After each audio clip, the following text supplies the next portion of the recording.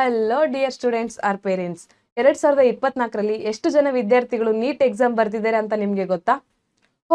ಈ ಇನ್ಫಾರ್ಮೇಶನ್ ಇಲ್ಲದೆ ನೀವೇನಾದರೂ PUC ಅಲ್ಲಿ ಸೈನ್ಸ್ ಕೋರ್ಸ್ ಜಾಯ್ನ್ ಆಗ್ತಾ ಇದ್ದೀರಾ? ಸೈನ್ಸ್ ಕೋರ್ಸ್ ತಗೊಂಡು ನೀಟ್ಗೆ ಪ್ರಿಪೇರ್ ಆಗಬೇಕು ಅಂತ ಇದ್ದೀರಾ?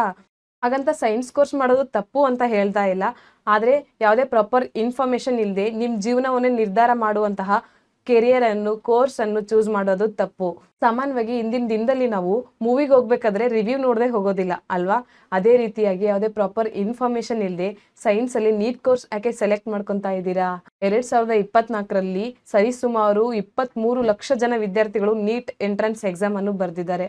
ಅದರಲ್ಲಿ ಇರೋ ನೀಟ್ ಸೀಟ್ಗಳು ಕೇವಲ 1,06,000 ಮಾತ್ರ. ನಿಮ್ಗೆ ನಿಜವಾಗ್ಲೂ ನೀಟ್ ಕ್ರ್ಯಾಕ್ ಮಾಡೋ ಕೆಪಾಸಿಟಿ ಇದ್ರೆ ಆ ಕೋರ್ಸ್ ಸೆಲೆಕ್ಟ್ ಮಾಡ್ಕೊಳ್ಳಿ.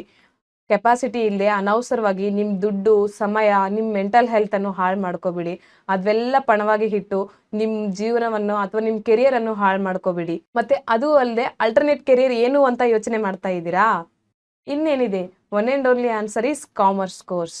ಕಾಮರ್ಸ್ ಅಲ್ಲಿ ಇರೋ ವೇರಿಯಸ್ ಕೆರಿಯರ್ ಆಪ್ಷನ್ಸ್ ಬಗ್ಗೆ ತಿಳ್ಕೋಬೇಕು ಅಂದ್ರೆ ಮಾಸ್ಟರ್ ಮೈಂಡ್ಸ್ ವೆಬ್ಸೈಟ್ ಅನ್ನು ವಿಸಿಟ್ ಮಾಡಿ. Thank you.